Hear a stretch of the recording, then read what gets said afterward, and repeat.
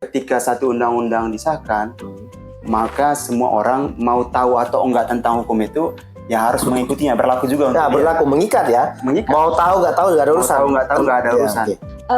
Kadang masyarakat umum itu masih takut. Mungkin ada yang masih takut kalau pakai BPJS atau segala macam, atau mungkin juga takut kalau misalnya dokter itu baru berpraktik sehingga takutnya malpraktik seperti kata Bang Januan. Yang penting selesai ditulis ya. Sesuai ditulis, layak untuk dihadirkan kepada publik karena aspek ketuntasan pembahasan. Soal PD tidak PD biar urusannya Mas Jansen sama Mbak Talisa, editor yang bekerja.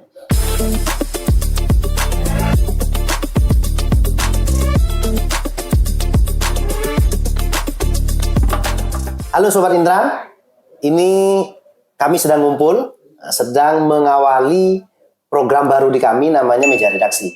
Program ini dikhususkan untuk menyapa Sobat Intran berkaitan dengan dapur redaksi dan apa yang sehari-hari kami kerjakan. Sesuai dengan kompartemen, bersama saya ada Mas Januan Tarigan.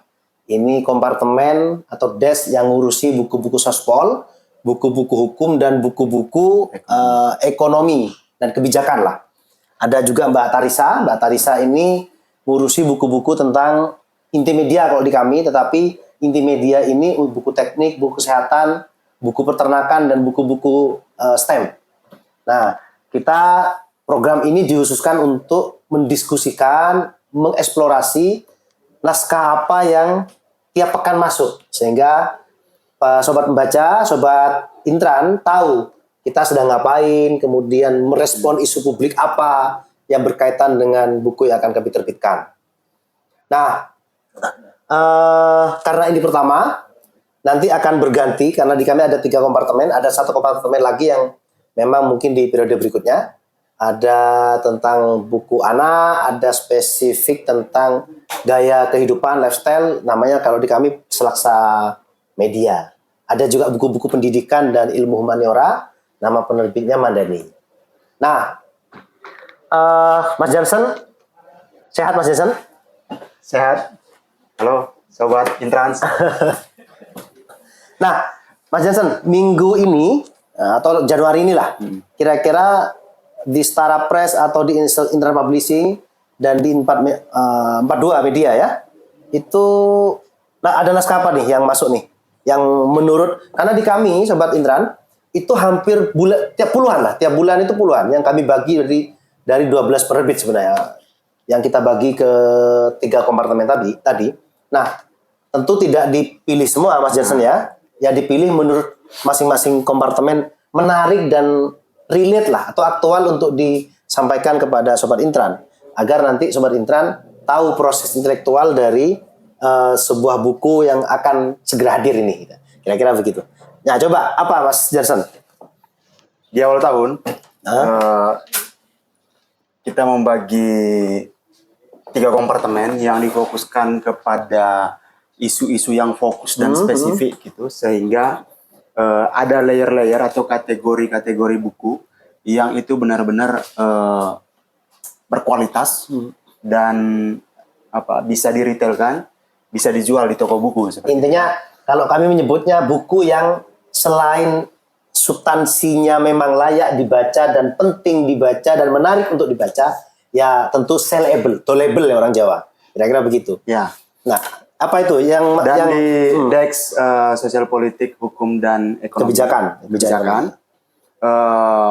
Di awal tahun ini kita memang bukan hanya pasif menunggu naskah, tapi juga mencari tema-tema yang itu layak untuk dijual dan dibaca orang. Dan bergunalah gitu kan. Di buku Setara itu mengikuti isu belakangan ini. Nah, kasih tahu ke Sobat Intran, Setara itu apa? Setara itu buku yang menerbitkan tema-tema hukum dan ilmu syariat. Ilmu syariat. Fakultas syariah. Dua fakultas syariah dan fakultas hukum lah. Iya. Nah, ya, fakultas syariah dan fakultas hukum. Nah, ini kita melihat di awal tahun kemarin itu sudah disahkan undang-undang KUHP ya, acara pidana. KUHP-nya. Okay.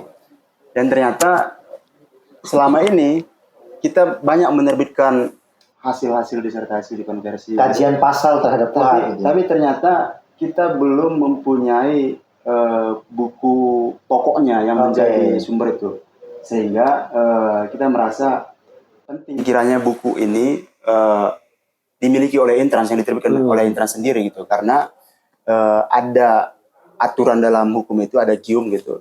Ketika satu undang-undang disahkan, maka semua orang mau tahu atau enggak tentang hukum itu ya harus mengikutinya, berlaku juga untuk berlaku, mengikat ya. Mengikat. Mau tahu nggak tahu nggak ada urusan. Mau tahu nggak tahu nggak ada urusan. Okay. Maka dari itu kita juga punya beban moral bagaimana agar undang-undang yang sudah disahkan ini juga ikut kita sebarluaskan. Karena itulah salah satu tugas dari penerbit untuk menghubungkan informasi publik itu kepada publik, gitu kan? Okay. Oh, berarti buku ini memang yang akan dirilis sama Setara Press besok ini? Ya. Memang tidak untuk mahasiswa fakultas hukum saja ya? Betul. Apalagi hanya fakultas hukum pidana. Betul. Ibu-ibu rumah tangga yang memang karena sudah tahu dan tidak tahu terikat dengan hukum itu ya patut dibaca. Betul. Oke. Kapan nih rilis kira-kira, Bang?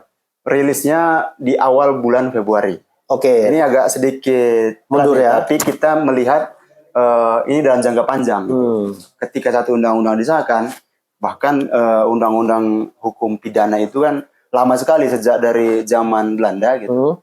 Baru kemudian kita punya kitab undang-undang sendiri yang benar-benar dirancang sesuai dengan konteks kekinian gitu. Tentu dengan segala dinamikanya kita bisa perdebatkan gitu. Tapi sebagai penerbit kami ingin memfasilitasi semua perspektif gitu untuk diterbitkan, dan biarlah kemudian ketika kita sudah terbitkan publik mengkonsumsi dan akan bergulir diskusi-diskusi sehingga satu wacana-wacana yang akan ada ke depan itu ya semakin murni kan. Sebenarnya kita sudah pernah punya buku KUHP-nya ya, yang ditulis oleh tokoh intelektual hukum ini, Mas Fahrizal, Dr. Fahrizal ini.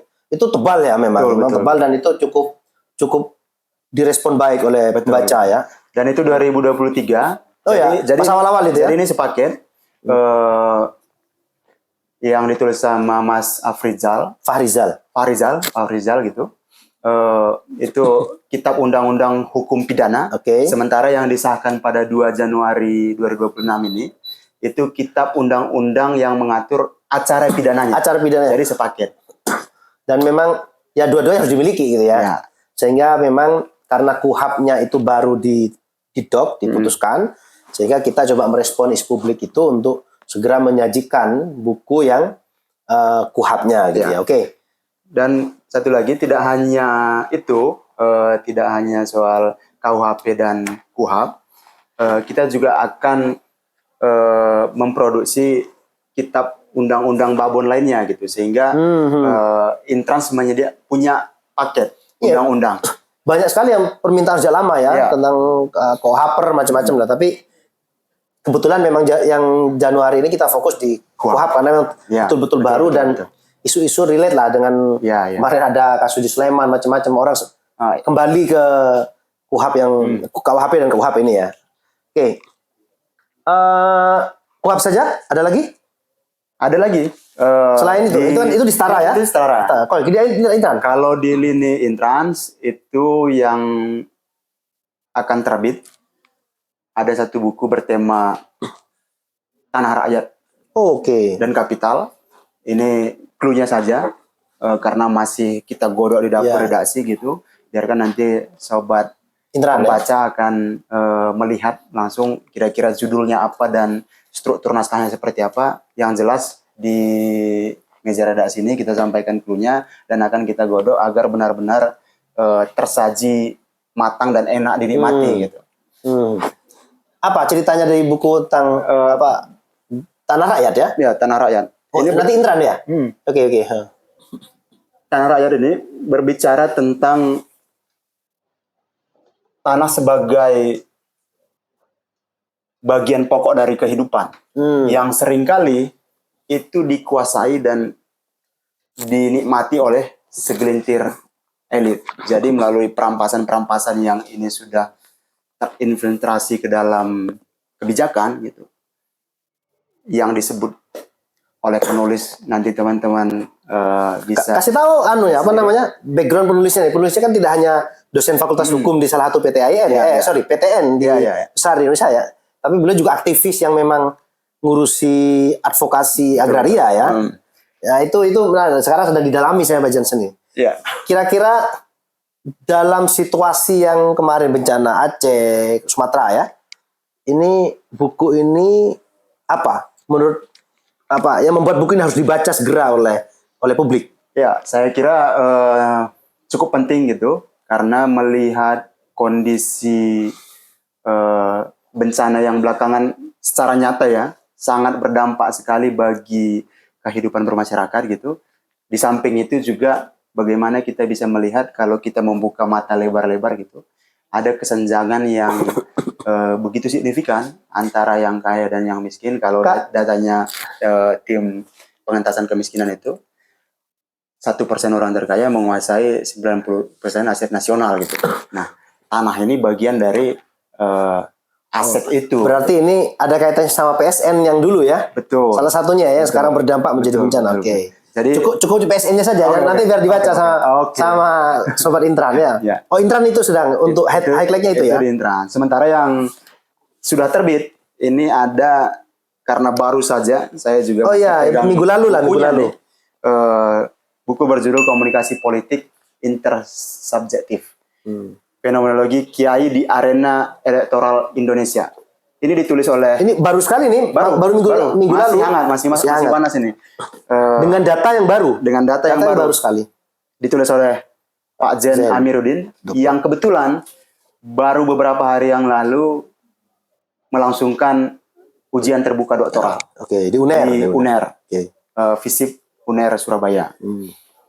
Buku ini mengungkap bagaimana peran Kiai dalam elektoral di tingkat lokal. Kontestasi pilkada lah ya. Kontestasi pilkada. Lebih spesifik lagi di 2024 lagi. 2024. Jangan bilang tapi jangan sepil daerahnya biar publik membaca yang nanti Oke.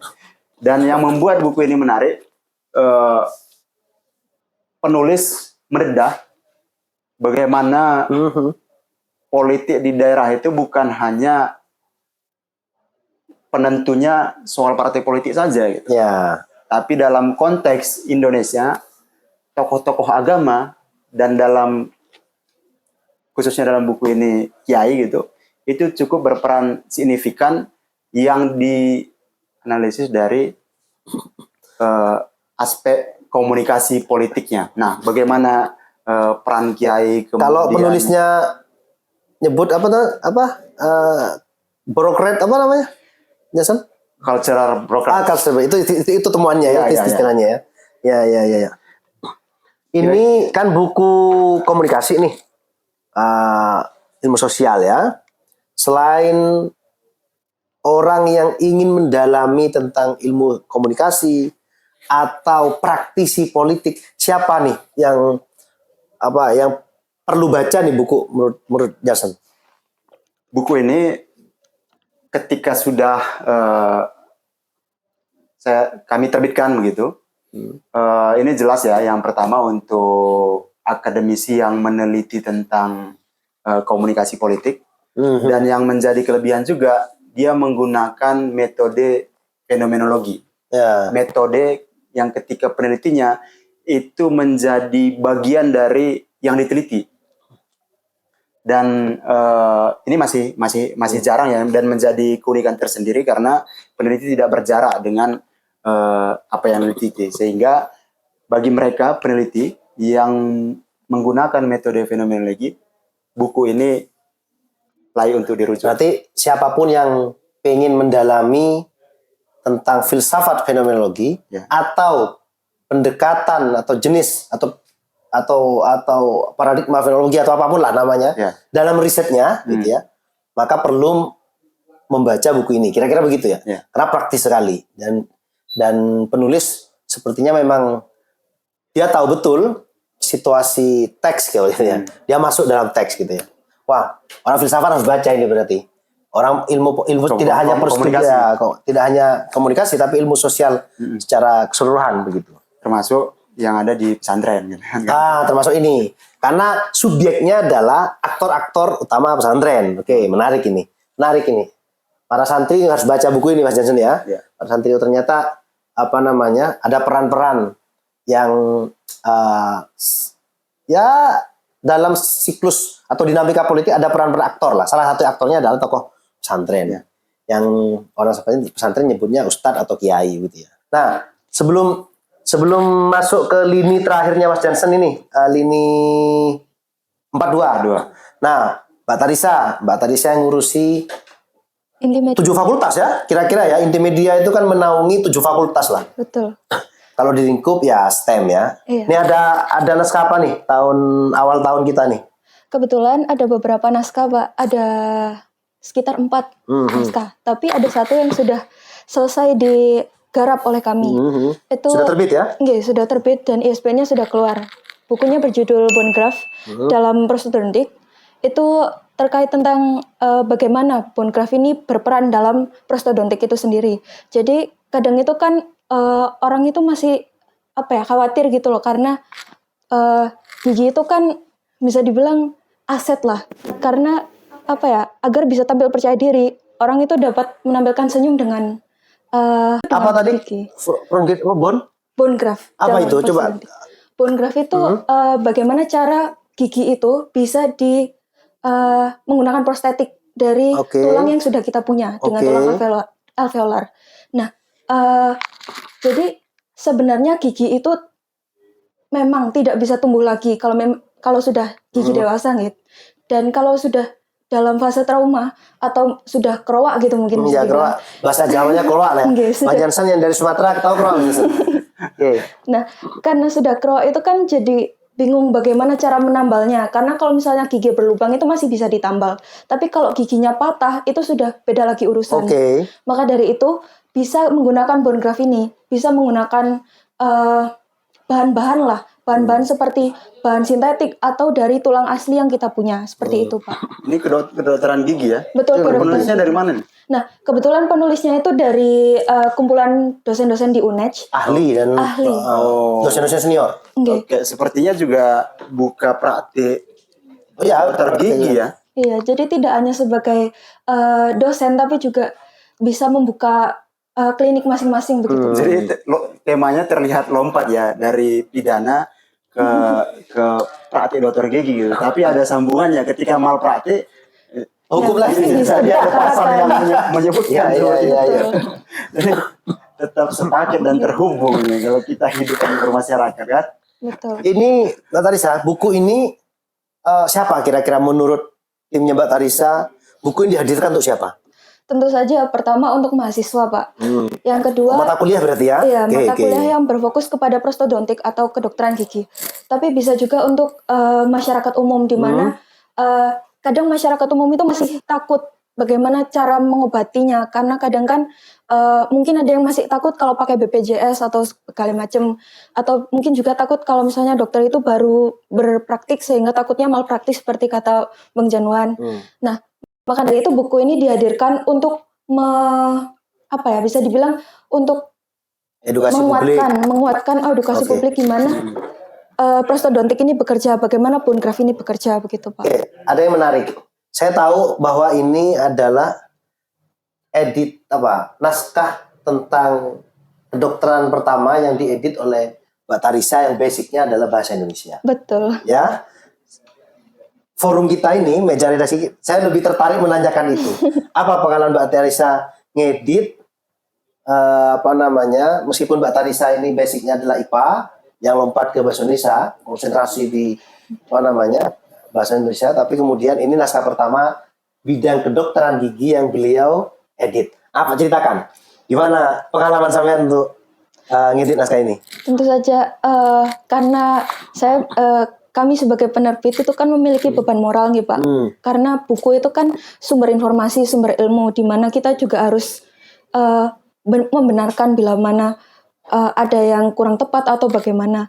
Sehingga yang pertama, agar buku itu bisa menyampaikan informasi dengan benar. Kedua, bisa sesuai dengan lini kami di Intimedia begitu. Yang pertama tentu saya pribadi itu juga harus mendalami ya, Pak. Karena kan saya masih awam sekali dalam kedokteran gigi. apalagi bone graft ini terbilang masih teknologi baru kalau sesuai dalam bukunya gitu. Barang anyar ya? Iya. Ya. Nah, jadi ya masih harus meneliti lebih dalam, harus membaca lebih dalam terkait bone graft Artinya effortmu untuk ngedit buku ini atau persiapan mau ngedit buku ini lebih dari buku-buku yang memang seperti ya buku ilmu sosial lain ya, karena memang konteksnya ada apa namanya tipografi ya gitu ya. Betul. Tapi kalau ini kan buku-buku kesehatan, memang kita ada standar yang sudah ada etika internal lah yang tidak. Kalau buku-buku kedokteran itu sebisa mungkin memang, atau buku-buku yang berkaitan dengan nyawa manusia itu betul-betul harus hati-hati betul ya. Maka intensitas komunikasi dengan penulis itu harus tinggi sekali ya, karena penulisnya ada, apalagi ini dokter spesialis gigi gitu ya. Nah, yang bahasnya ilmu sosial. Nah, selain buku ini Mbak Tarisa, ini kan buku memang meskipun dihadirkan untuk buku ajar kedokteran gigi ya, mahasiswa kedokteran gigi, tapi sebenarnya masyarakat umum, saya, Mas Jansen yang tiap hari ketemu dengan kebijakan publik, politik, sejarah, hukum, bisa baca buku ini untuk merawat gigi gitu ya. Betul Pak. Ibu-ibu rumah tangga juga bisa baca gitu ya. Oke. Bisa dapatkan di mana buku ini? Sudah rilis ya di marketplace ya? Sudah dirilis baik di marketplace online maupun offline. Oke, menarik. Oke, Mbak Tarisa ini kan ada 7 fakultas nih Mbak. Iya. Kedokteran gigi salah satunya, berarti 8 lah. Nah, ya kedokteran gigi dan kedokteran umum. Intermedia ada lagi nggak minggu ini yang naskah yang dirilis akan disiapkan lah atau diproyeksikan? Tentu ada beberapa lagi yang lain. Salah satunya itu terkait buku-buku teknik sipil, Pak. Oh ya benar. Ya sebagai konstruksi sebagai orang yang ahli dalam konstruksi tentu keamanan dan keselamatan itu diperlukan ya Pak. Apalagi dalam situasi sekarang di mana teknologi itu sudah maju. Jadi dalam buku yang akan kami terbitkan ini, penulis itu ingin memadukan antara teknologi itu dengan keilmuan teknik sipil. Oke. Jadi bagaimana cara metode kerja suatu proyek, suatu konstruksi itu, tapi dalam basis digital. Ini hasil riset atau enggak Terja? Hasil riset atau sama kayak yang kedokteran gigi, memang sediakan untuk buku ajar atau buku praktis gitu? Iya, pertama memang buku vokasional ya? Iya, buku vokasional, tapi memang itu bisa dibaca untuk umum gitu Pak. Karena kan sebagai masyarakat juga pasti ketar-ketir was-was begitu Pak. Kalau misalnya bangunannya itu apakah aman atau tidak, apalagi dengan teknologi yang maju seperti sekarang gitu. Penulisnya ahli ini? Tentu ahli dalam bidang teknik sipil. Yang banyak penulis-penulis ahli yang masuk ke penerbit Intran yang untuk terutama tahun-tahun ini ya kita fokuskan kepada ahli yang punya intensitas. Tetapi jangan salah, kita juga menyiapkan untuk pendampingan untuk calon-calon penulis baru di bidang apapun misalnya ya. Nah, apapun STEM lah atau ilmu sosial begitu. Ini berarti kedokteran sudah di Intermedia, karena memang Intermedia banyak maksudnya. Ada 7 kalau dipecah kedokteran gigi ada 8 kan? Nah, fakultas. Saintek ya. Saya MIPA banget ya, MIPA dan STEM lah, STEM. Ini kedokteran, kemudian teknik sipil. Yang pertanian ada ya? Kalau terkait tanaman itu masih ada satu lagi Pak. Itu masih di fakultas pertanian, berarti isu pertanian ya? Lebih ke, iya betul sih Pak. Oke. Itu ensiklopedia, tapi terkait tanaman di suatu wilayah. Oke. Nah, kalau masih Indonesia tidak apa-apa, spill aja. Di Jember Pak. Oke. Kebetulan di ensiklopedia ini itu membahas tentang tanaman-tanaman yang bisa dikonsumsi, yang edible, yang bisa dimakan. Karena ya dengan teknologi sekarang pastilah butuh ya Pak. Informasi-informasi terkait makanan yang bisa dimakan, yang sehat dan yang yang bisa menjadi alternatif bila mana yang pertama itu mahal lah bisa dibilang. Tanaman lokal yang ada di sekitar kita. Yang pertama ini apa nih? Tanaman apa yang pertama? Banyak. Tanaman pokok maksudnya? Bukan, lebih ke alternatif lah. Dan itu dijelaskan juga secara rinci bagian mana yang bisa dimakan, karena terkadang ada yang bunganya bisa dimakan, ada yang buahnya bisa dimakan, seperti itu Pak. Kapan rilis kira-kira buku ini?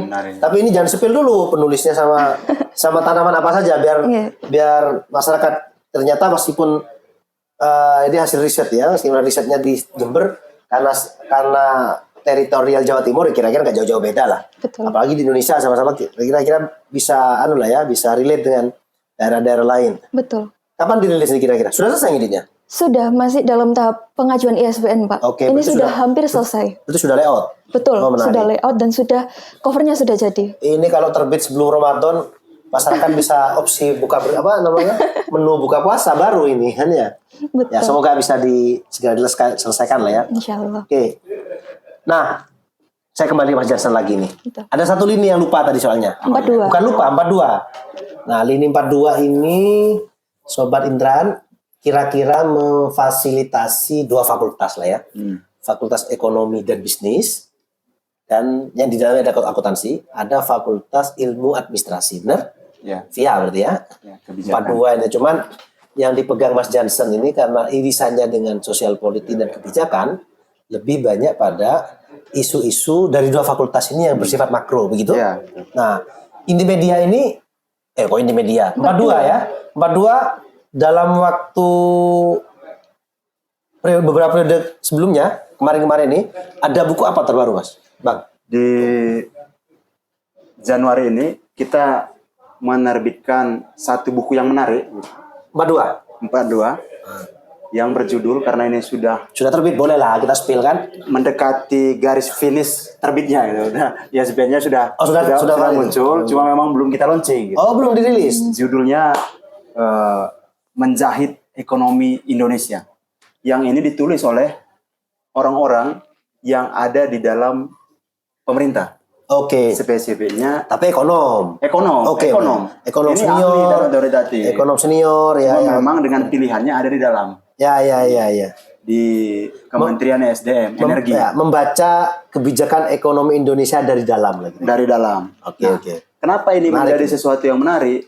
Karena sebagai penerbit, saya memandang penerbit itu sebagai lumbung ya. Lumbung pengetahuan. Iya. Ya namanya lumbung tempat penyimpanan itu nggak mengenal jenis padinya gitu. Buku yang kita terbitkan pun nggak mengenal orangnya dengan latar belakang apa. Semuanya kalau punya kapasitas dan pengalamannya mau dituliskan, ya kita tampung. Selama memberikan kemanfaatan ya. Sebagai memberikan Artinya tidak membahayakan kepada Tentu. kemanusiaan, itu penting. Karena prinsip kita merenda peradaban semesta. Karena lagi-lagi setiap pilihan-pilihan itu kan motivasinya bagi orang-orang itu ya dia bermanfaat dengan caranya kan. Ya. Nah, apa isi buku ini, Mas Jansen? Itu berbicara tentang tentu ya, karena berangkat dari hasil-hasil riset, laporan-laporan apa yang sudah dikerjakan gitu. Buku ini bercerita tentang bagaimana energi Indonesia itu apa yang sudah dikerjakan dan yang akan datang. Oke, juga ada peta konsep blueprint ya. Ada konsepnya. Oke. Kenapa kemudian para penulis ini ingin dan yakin bahwa ini harus diterbitkan dan disebarluaskan, dibaca orang dalam waktu sesingkat-singkatnya dan tempo singkatnya gitu kan. Karena dalam kita bernegara ya kita akan selalu mengalami yang namanya pertarungan narasi gitu, pertarungan gagasan, biar tidak hanya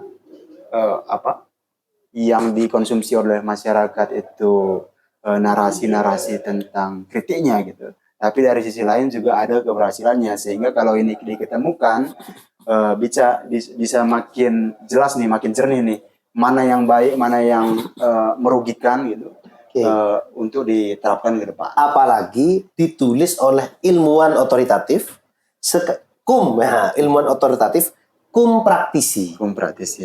Ya. Kum pengambil kebijakan. Ya. Bisa kita sebut lah satu penulisnya itu Profesor Ahmad Eranius Dika.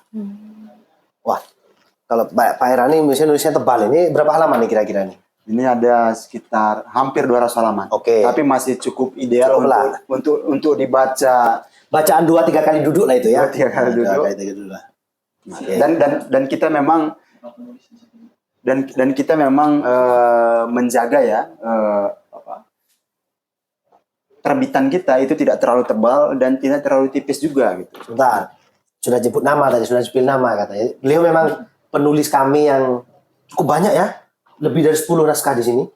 Prof. Erani Yustika ini, udah guru besar. Nah, sudah disebut nama, coba spill, beliau ini siapa?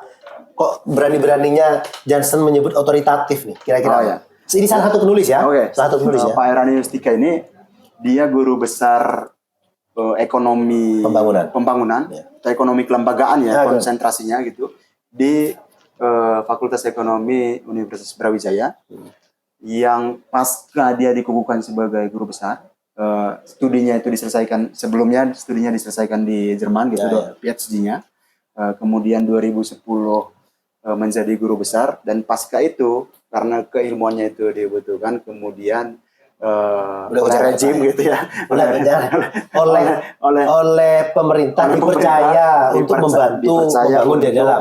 Ya, membantu dari dalam. Banyak sekali bukunya di sini. Saya ingat yang di bawah bendera Revolusi pasar. Oh ya, Di bawah di bawah bendera pasar. Ya. Di bawah bendera pasar itu terus ada lagi banyak buku-buku yang gelombang ekonomi apa itu. Di Kajian makro ya beliau ya. 42. Hampir mungkin ada belasan atau Saya belasan. Di atas 20 mungkin ada ya, karena di tahun 2024 lalu karena saya yang menyunting begitu, ada 7 buku. 7 atau 9 ya? 7 ya? 7 buku Pak Iya, Erani, yang Erani. itu hampir mirip dengan yang akan diterbitkan sekarang ini. Kajian-kajian praktis dan kajian-kajian praktis dan berdasarkan data-data, karena orang yang mengerjakan dan mengelola langsung ya, jadi data-datanya pun A1 nih. Ya. kapan dirilis bukunya Pak Erani ini? Salah satunya Pak Erani ya. Ini sudah selesai pengerjaannya, hanya memang untuk komunikasi dengan Pak Erani dan timnya. Cover sudah? Sudah jadi. Berarti sudah siap dihadirkan ke sidang pembaca ya. Februari rencana kita akan. Februari besok sudah ini. Februari besok. Oke. Februari minggu keberapa kan gitu kan. Berarti setara 1 nih tadi. Kemudian Intran 1, 421. Tapi setara ada dua sebenarnya.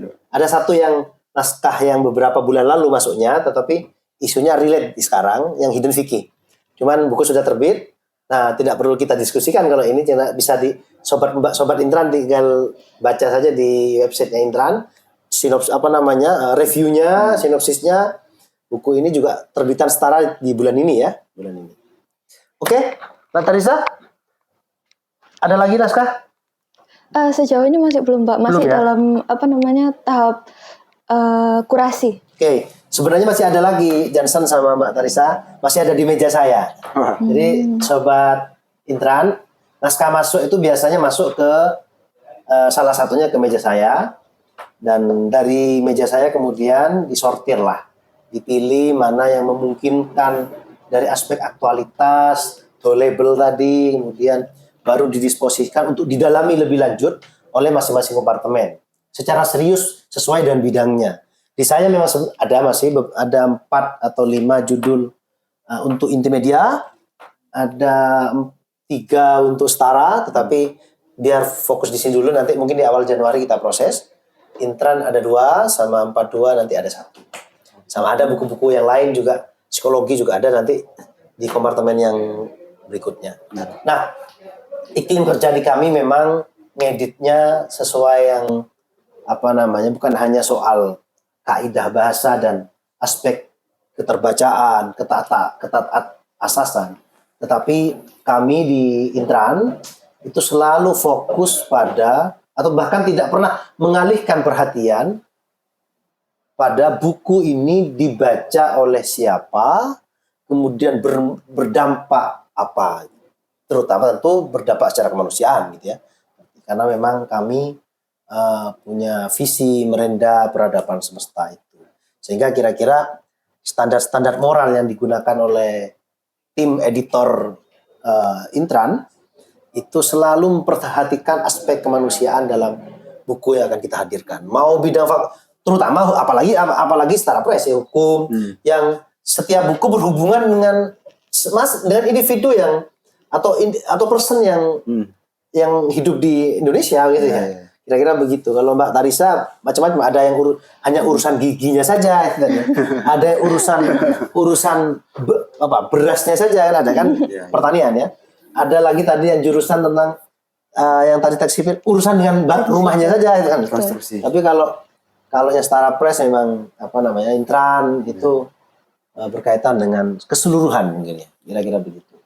Nah, Sobat Intran, cukup ya? Hari ini cukup kita ya? Tapi sepertinya perlu informasi, Pak. Apa itu? Mengenai kan banyak juga penulis-penulis ini yang dia punya naskah sebenarnya atau pengen menulis gitu. Oh iya. Tapi masih merasa belum cukup. Belum pede ya. Nah, ini dari 3 DEX yang kita miliki ini kan ada kategori-kategori naskahnya. Oh iya. Kira-kira bagaimana nih untuk meyakinkan dan sistem kurasional di Intrans Group sendiri itu seperti apa memfasilitasi penulis-penulis kita, calon-calon penulis kita lebih tepatnya. Di Intran itu, Sobat Intran, itu ada 3 kompartemen tadi sudah saya sebutkan. Kompartemen 1 itu Setara Press untuk Fakultas Syariah dan Ilmu Hukum, Fakultas Hukum. Ada 42 untuk bidang kebijakan publik dan ekonomi, manajemen, akuntansi. Ada juga Intran Publishing, sosial, politik, sejarah, pemikiran original gitu ya, filsafat gitu ya. Kemudian ada inti media yang tadi Terkait STEM. STEM, intinya kebutuhan penulis. Nah, kebutuhan Sobat Intran ini di bidang apapun silahkan kirim kepada penerbit kami. Soal yang penting selesai ditulis. Selesai ditulis, layak untuk dihadirkan kepada publik karena aspek ketuntasan pembahasan. Soal PD tidak PD biar urusannya Mas Jansen sama Mbak Talisa, editor yang bekerja. Bagaimana packaging sebuah buku sampai kepada sebuah buku, gagasan penulis sampai kepada pembaca secara sederhana, secara relate gitu ya, aktual gitu ya. Nah, kita juga melakukan edukasi itu, workshop, Mas Jansen, Mbak Tarisa juga turun ke sekolah-sekolah mendampingi siswa-siswa untuk menulis ya, mendorong siswa punya buku kira-kira begitu. Mendorong tim kita kan ada, kalau Mas Jansen ini spesialis kampus-kampus hasil riset untuk dikonversi. Kalau Mbak Tarisa spesialis anak-anak, ibunya anak-anak, gurunya anak-anak untuk punya buku.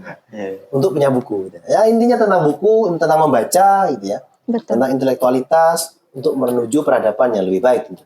Nah, banyaklah. Kalau anak-anak dikasih ke Mbak Tarisa ya. Iya, Kalau khusus ibunya anak-anak. Nah, ada tim sendiri di Aruna. Jadi, ada Aruna Media. Kita punya Aruna Media khusus untuk passionnya ibunya anak-anak. Perempuan dan passionnya. Itu Aruna Media. Untuk anak-anaknya kita punya Biru Langit. Itu buku anak-anak. Terus kemudian untuk... saya salah. Aruna Media untuk perempuannya dengan segala isunya. Ya. Kalau Selaksa untuk fashionnya ibunya Nana. Jadi untuk fashion, lifestyle. Sementara ya. kalau untuk anak-anak itu ada Biru Langit. Biru Langit ya. Jadi lengkap memang. Ada 12 penerbit di kami yang memang memfasilitasi seluruh penulis. Nah, sobat membaca yang mau nulis ini silahkan kirim ke nanti ditulis di sini lah ya. Email redaksi kalau kompartemennya Mas Jansen nanti di sini nih. Kalau kompartemennya Mbak Tarisa nanti di sini. Kalau secara umum langsung ke redaksi nanti akan didisposikan. Kira-kira gitu cukup ya? Cukup ya? Cukup. Ini berikutnya nanti kan karena tiap hari kita ada naskah, banyak sekali naskah masuk tiap minggu itu ada puluhan. Meja redaksi ini kita sediakan untuk menyampaikan kepada publik topik-topik salah satu ya 2 atau 3 buku yang dipilih ya untuk pekan ini yang akan segera dirilis kira-kira sebagai tanggung jawab moral sekaligus menjawab pertanyaan-pertanyaan dari para penulis, calon penulis begitu yang selama ini sudah berinteraksi atau bahkan yang belum interaksi dengan penerbit Intran. Begitu? Terima kasih teman-teman sekalian. Oke, tangan dulu.